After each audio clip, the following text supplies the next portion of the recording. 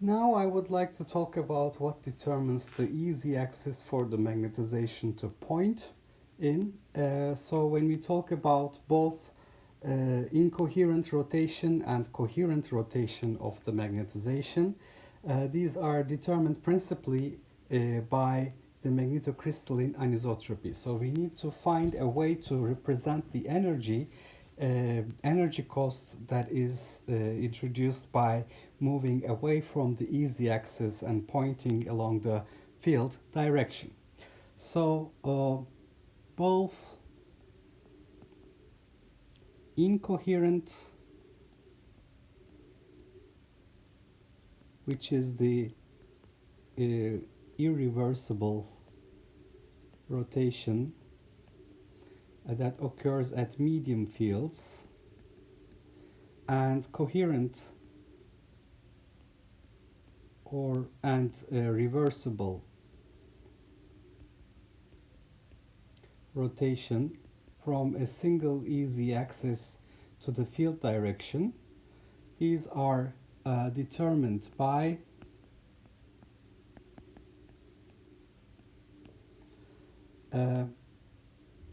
principally, or let's say determined principally by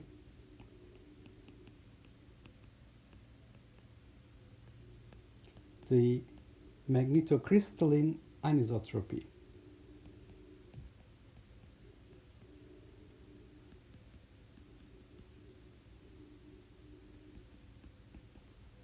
And in general, we can write the energy of this anisotropy by considering the contribution from the external field and the anisotropy as a total energy term. So E total will be the energy that is due to anisotropy, which can be a function of the polar angle and azimuthal angle, and plus the Zeeman energy, where the Zeeman energy in SI units is minus mu zero saturation magnetization dotted with the externally applied field. So in the case of uniaxial anisotropy, for example, HCP, hexagonal closed packed cobalt, ultra thin layers of cobalt, where you see this easy axis in the direction of the C axis. So it is the C axis of the hexagonal crystal. So that's the magnetocrystalline anisotropy. And I'm assuming that my magnetization points away from the easy axis, making an angle theta with it, and making an angle phi with the applied field direction. So the meaning of the uniaxial anisotropy is that it is equally likely for the magnetization, saturation magnetization, to point along plus, let's call this axis the x-axis, plus x or minus x directions. So it can point in plus x or minus x directions. So how can I describe this mathematically? So if it points in the plus x direction or minus x direction, the energy should be the same. And if it points away from these directions, away from this axis, the energy should be increasing. So the way to model that is basically for uniaxial anisotropy, I can represent it mathematically as an anisotropy constant Ku1 sine square theta plus possibly a secondary term sine to 4 theta. Because if I do that, if theta is equal to 0 degrees or 180 degrees, the energy, uniaxial anisotropy energy, will be equal to 0. And if theta is greater than 0 and less than 180 degrees, the energy will be positive. So this basically matches the criterion that I have. So to a good approximation, I can represent this with two terms. Ku1, anisotropy constant. So this Ku is anisotropy constant, uniaxial anisotropy constant, and it basically represents the first order and second order contributions to the anisotropy. Now, as I said, theta is the angle between the magnetization and the EZ axis.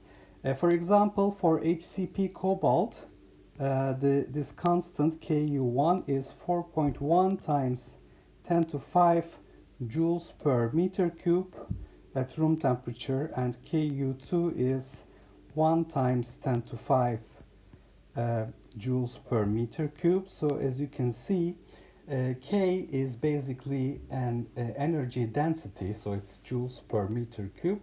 So here we're talking about the energy per volume. As you can see, I have magnetization dot product with H.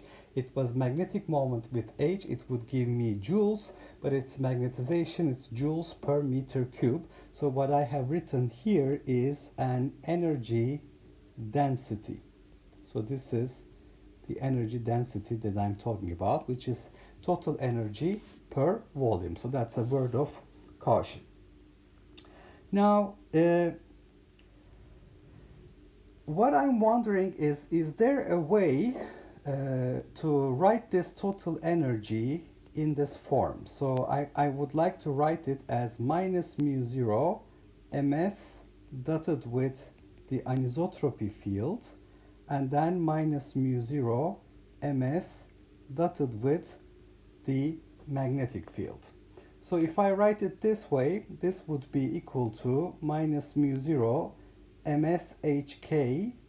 The anisotropy field would be pointing along the EZ axis, so it's a fictitious field that I'm thinking that is pointing along the EZ axis, and the angle between them is theta, so it's cosine theta, and then I would have minus mu 0 ms h cosine phi.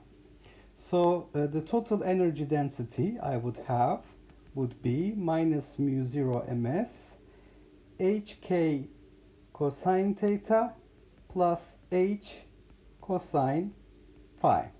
Now you can see that I'm calling hk is what I'm calling anisotropy field. It's a fictitious field that points in the direction of the EZ axis, and so that I can write the anisotropy energy contribution in the same form as the external field contribution. Now, with this definition of the anisotropy field, I want to see which way the magnetization will point. So if I have theta is equal to 0 degrees, then I would have the energy contribution as in the parentheses. So if I call this this term in the parentheses as A, so this A term would be equal to with cosine 0 hk plus h cosine phi, and if phi is equal to 0, the A term would become hk cosine theta plus h. Now h cosine phi will be something that is, because cosine phi varies between minus 1 and plus 1, so it will be less than the value h here. So for the energy to be minimum, if theta is equal to 0, hk must be greater than h. So this is going to be giving me the minimum energy, E total minimum at theta is equal to 0 if hk is greater than h, and it will be minimum at phi is equal to 0 if h is greater than hk. So the conclusion is the following. Um, when the applied field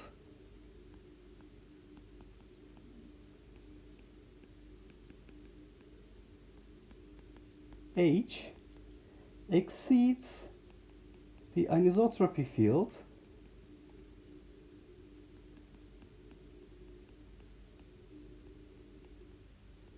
HK, MS orientation in the easy axis or along the easy axis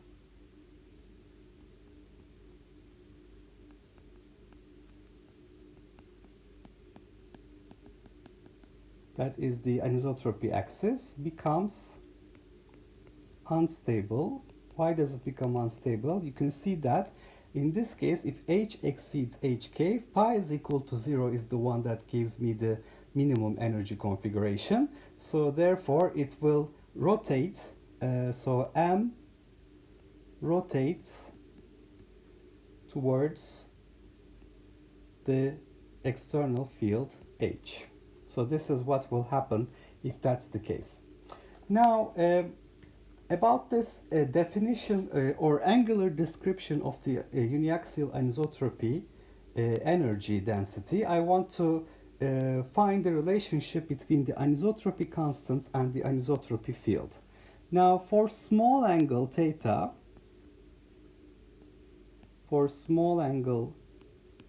theta, I can write the anisotropy energy as minus mu 0 ms hk cosine theta is approximately minus mu 0 ms hk 1 minus theta squared over 2. So it's the Taylor series expansion of cosine theta. For cosine theta at theta is equal to 0 degrees, is the first term is 1, and then the derivative with respect to theta gives me minus sine theta at theta is equal to 0 times theta, so that is 0, and then I will have minus cosine theta at theta equals to 0 divided by 2 factorial theta squared, etc. So that becomes 1 minus theta squared over 2 to the first approximation. So I can see that the anisotropy energy can be written as minus mu 0 ms hk plus mu 0 ms hk theta squared over 2. So minus mu 0 ms hk, this is just a constant that doesn't depend on the angle, and then here is the actual angular dependence of the anisotropy energy, so that's the important term. So I define anisotropy energy EA as a function of theta to be mu 0 ms hk theta squared over 2. And why do I do that? Because it's a constant plus an angle dependent term, and I'm free to decide what energy is the reference energy with respect to which I'm measuring the changes in the energy. So basically I take minus mu 0 ms hk as a reference, so that's the constant, and so I basically consider that as the 0 point of my energy scale, and basically my angular dependent energy is mu 0 ms hk theta squared over 2. And this is the one that is going to be approximately equal to ku1 sine squared theta for theta approximately 0. This is going to be equal to ku1 theta squared.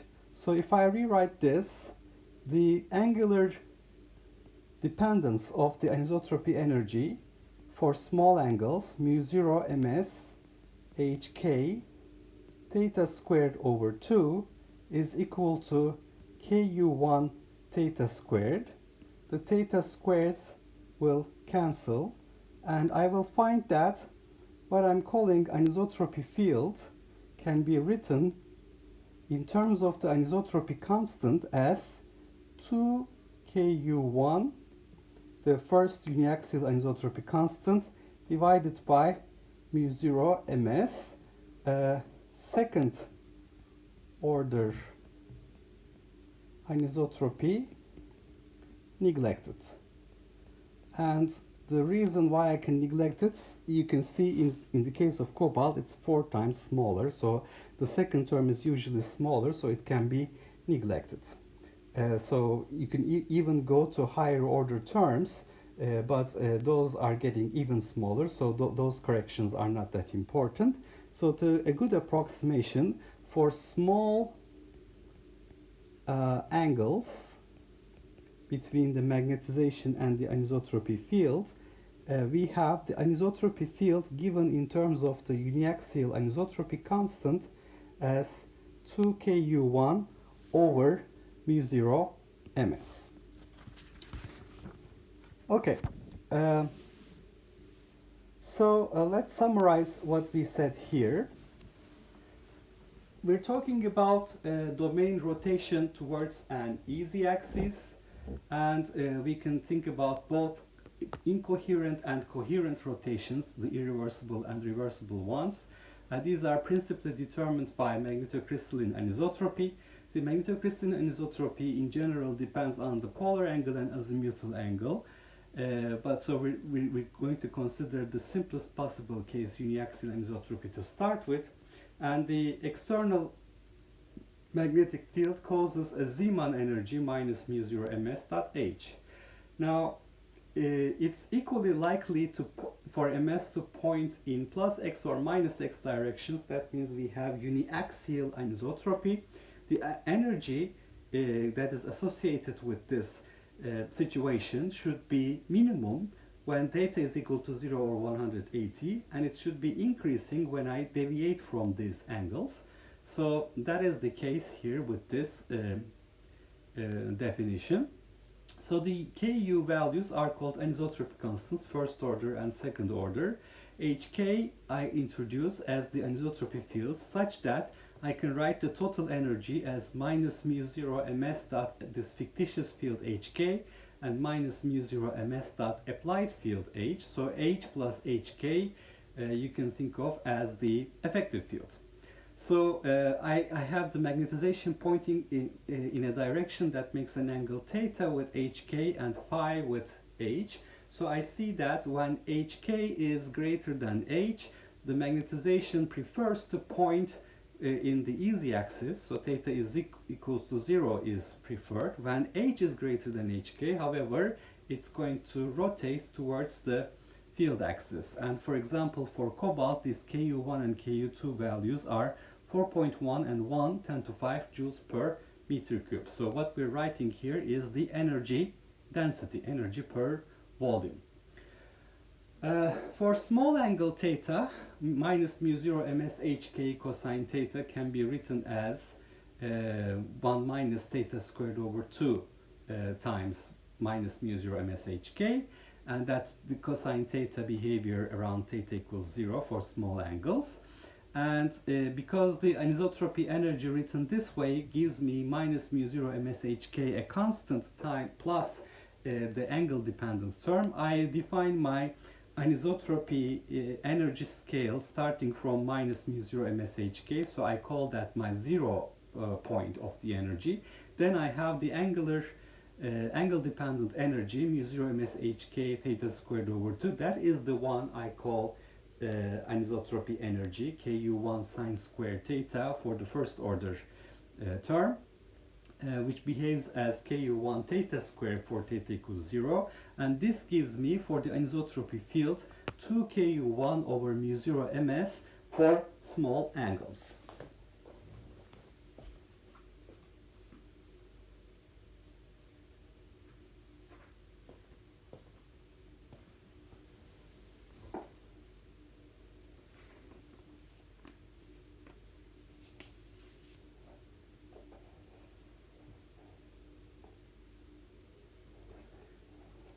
Now, as a further example of this. So if I continue the situation of cobalt, where we have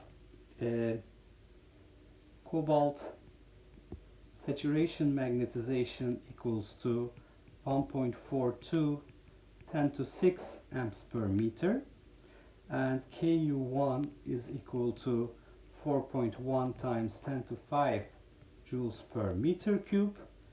These give me an anisotropy field of 4.6 times 10 to 5 amps per meter, which in CGS units corresponds to 5.78 kiloerstat, and this